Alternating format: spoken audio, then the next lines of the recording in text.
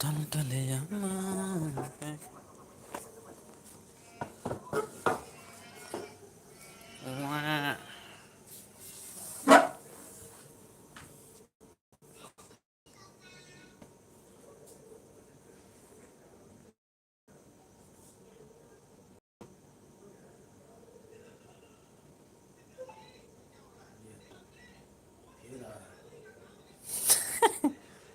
देखो तो सही क्या है।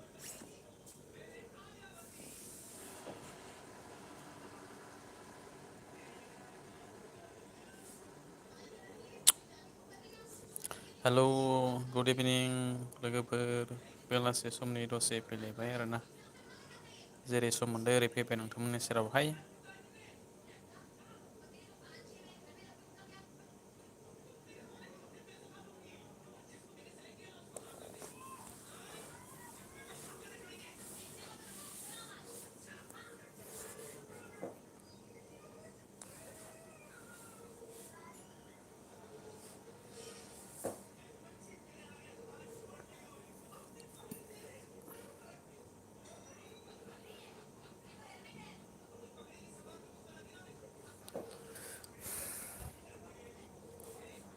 बेलासि समनि दसे सम फैलायबाय नोंथांमोननि सेरावहाय नोंथांमोना अननानै फैफिनदो सोर सोर दङ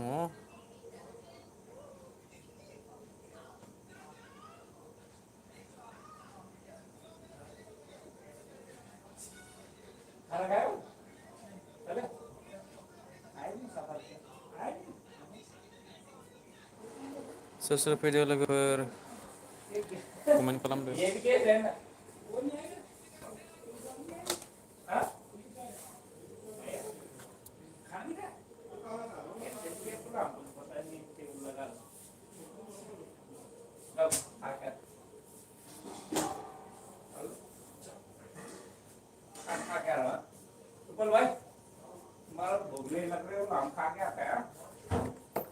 ओके ओके कमेंट करो भाई लोग आप लोग कैसे हैं नोंथांमोना बोरैहाय दङ अननानै कमेन्ट खालामदो दसे नोंथांमोनजों दसे रायज्लायनोसै आरोना बेलासि समनि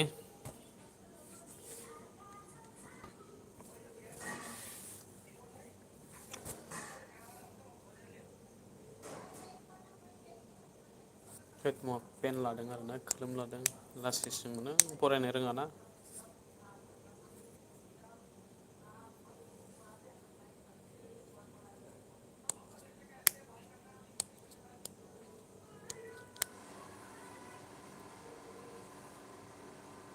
कमेन्ट खालामदो लोगोफोर सोर सोर दङ सोर सोर फैदो आरो लाइक खालामना होदो चेनेलखौहाय साबस्क्राइब खालामदो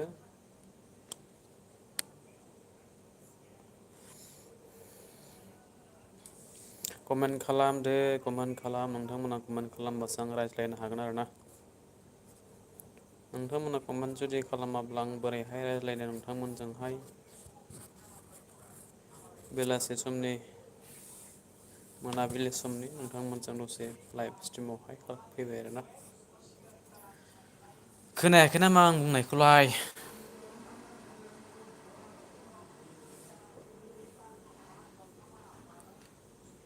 हेलौ लोगोफोर गुड इभिनिं सोर सोर फैदो कमेन्ट खालामदो आरोना बेलासि सम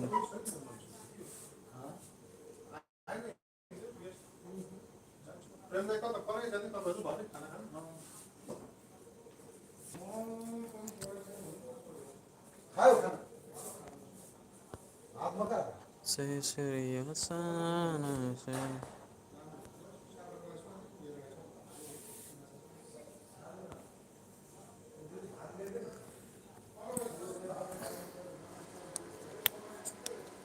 सोर सोर दङ लोगोफोर कमेन्ट करो यार भाई लोग आप लोग जो भी है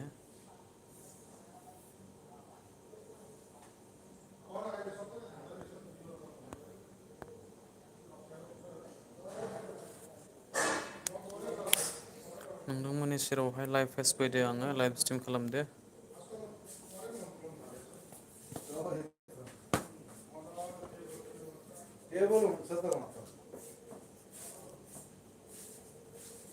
अभी बनाए मुझसे बना दिया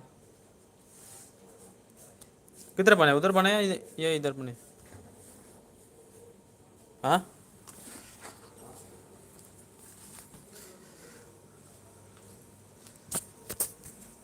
मैं तो अभी ड्यूटी पे हूँ या ड्यूटीयाव दं आं दायो नोंथांनि सेराव थेवबो आङो सिरि सिरि लाइभ स्ट्रिम फैदो आरोना आंनि लोगोआ नै देखो ओरैबायदि बिन्दास खामानि मावो आरोना जय जे दरमा लायो बेयो बैठे बैठे लगा ले रही है देखो कैसे हंस रहे लाइक करो वाह यस यस लाइक करो इसको बंदा को अगले महीने छुट्टी जा रहा है ये बीबीसी मिलने के साथ में आप खुश हो रहे हैं देखो इसका दादा भी चमक रहा है घर जाने के चक्कर में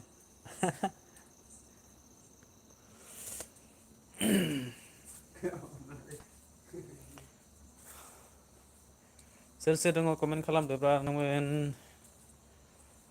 आंनिया मोनाबिलिबाथाय मबाइला बारा मोजां नुवा आरोना मानो होनबा केमेराया मोजां नुवा नालाय फ्रन्ट केमेराया मोजां नुवा आंनिया बेक केमेरायासो एसे मोजां दं आरोना ओंखायसो फ्रि फ्रि नुयो आरोना डिउटियावहाय दङ आं थानाय जायगाया नैबेनो आरोना अल मडेल बेयो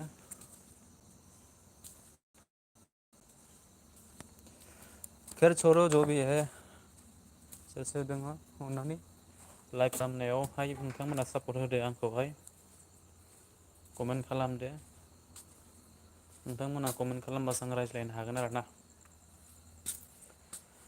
नोंथांमोना कमेन्ट खालामाब्ला आं बरिं मोनगोन आरो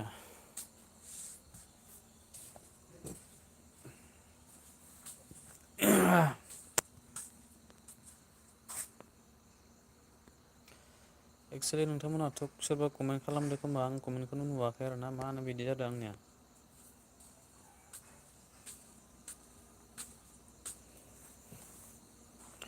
दा रावबो कमेन्ट खालामाखै नामाथाय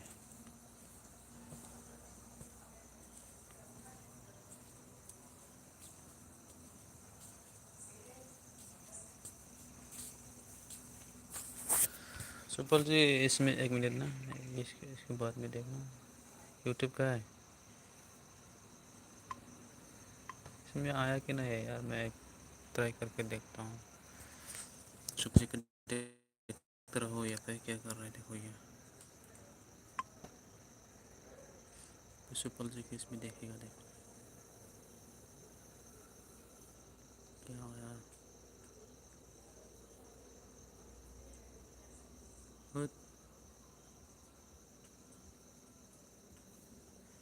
नहीं लगता है क्या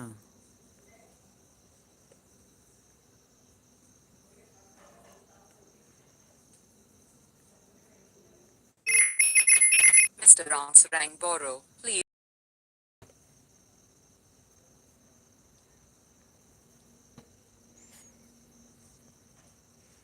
Oh my god Mr. Ansar.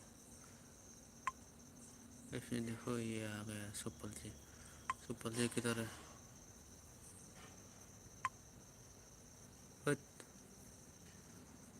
रुक रुक बैक क्यों कर दिया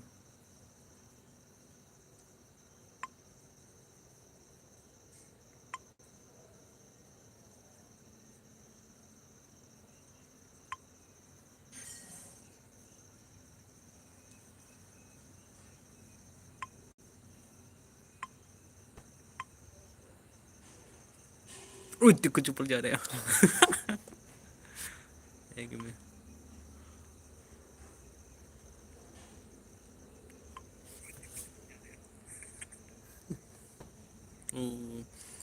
गीता भगवा विश्वकर्मा वाह राइडी है गीता भगवा माय का वाह कौन है ये कौन है ऐसे भी देखिए तो मेरे को आएगा कमेंट खालामब्रा लोगोफोर इसमें क्यों ये कॉल नहीं हो रहा है नेट नहीं चालू ना वो वाईफाई चालू जो भी होना था ना इसमें एक नोटिफिकेशन का ऑन हो जाता है सेटिंग इन यूट्यूब का है ऑटो पे यूट्यूब यूट्यूब हाँ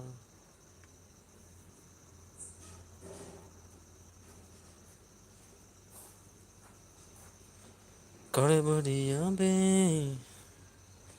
हेलो हेलो गाइस, लोग कमेंट करो।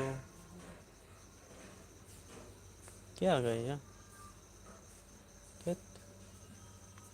ये नहीं।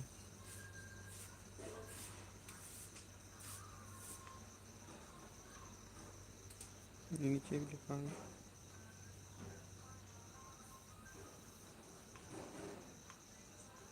मेरे चैनल का नोटिफिकेशन ऑन नहीं कर सकते यार? हाँ अभी कर सकते हैं। हाँ हो गया, हो गया।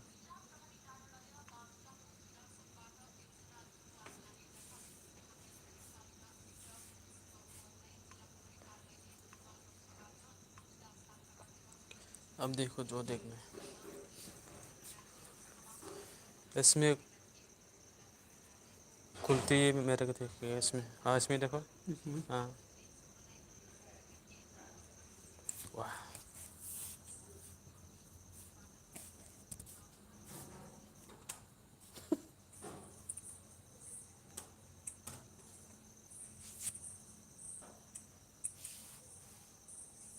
भूल जाएंगे। इसमें दिख रहा है, इसमें क्या है?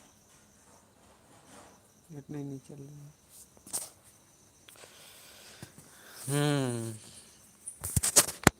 बहा खारजोबखो लोगोफोर कमेन्ट करो। नोंथांमोना खारजोबलायबाय नामा?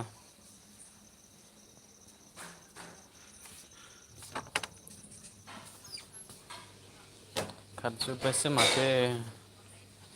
बोरिं मोननायखाय नोंथांमोनजों फैदों आङो बेलासि टाइमनि। इभिनिंग टाइम के लिए आ रहा था बातें करने के लिए। सब लोग भाग गया।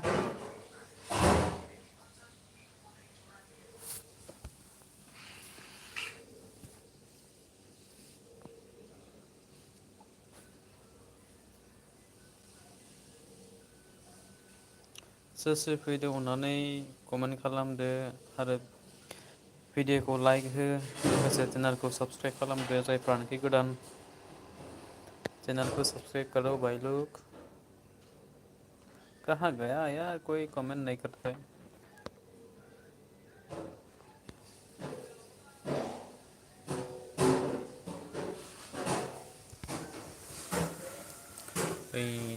बिदिनो बोरै जदो बिन्दास जय जय जय बोरमा मिथिबाय।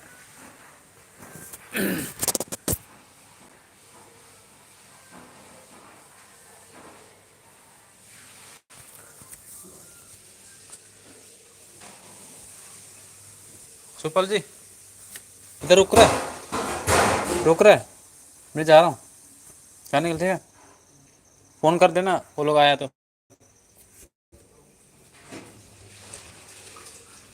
हम जान थांग। ये देखो ये कौन सा आदमी क्या कर रहा है। कौन सा क्या हाय बोलो, लाइव चल रहे भाई। क्या कर ये ये क्या दिखता है? ओ माय गॉड, मारेगा वो मारेगा। नहीं बेवहाय लाइट गया आरोना। Mr. Rance Rangboro, please pick up the call. Mr. Rance.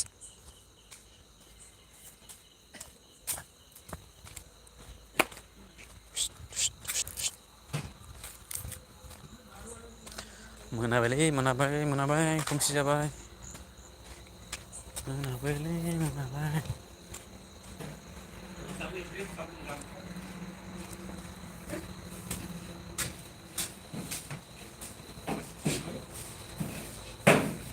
Jintu किधर है? जिंटू फोन किया था यार मेरे को, किधर है जिंटू? हाँ? इधर गया था, पता नहीं आया नहीं तब से। क्यों फोन किया था उसने? तेरे को क्यों फोन किया था? फोन कर ले, पूछ ले। अंदर अंदर जा रहा होगा यार, पता नहीं। बोल रहा हूँ मच्छी बननी है आराम से। बिहारी ने मारी होगी मच्छी बननी। बिहारी ने मारता तो यही जाएगा पता चलता। अरे वही वहाँ ही बनाते हो।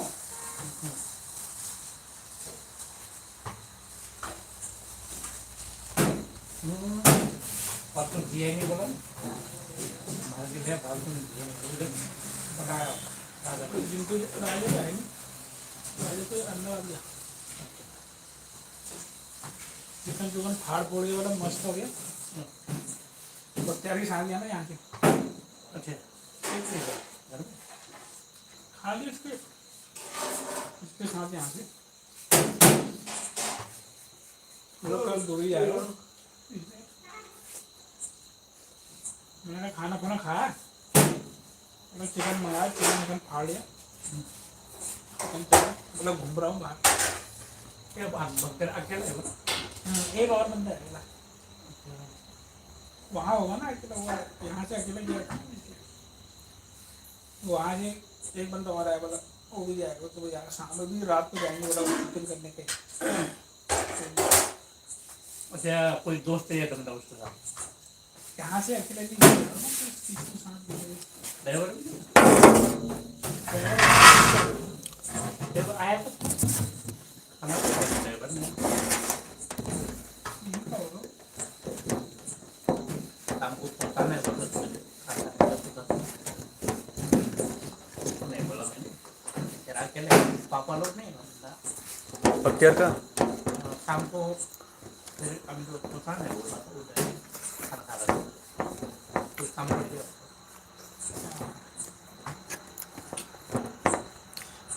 वो तो दोपहर में मैं आने के बाद वो तो गाँव में चला गया था वो ड्राइवर बख्तियार। बाद में आयाम ने लेके गया था ना उसको। मैं बोल रहा हूँ कि लाने के टाइम ड्राइवर आया था खाना भी खाया हाँ खाना वो मैं बोल वो पहुँचाना है बोल रहा था तो बाद में कहीं गया और फिर वो राजा को नहीं गया हाँ राजा के लेके अकेला तो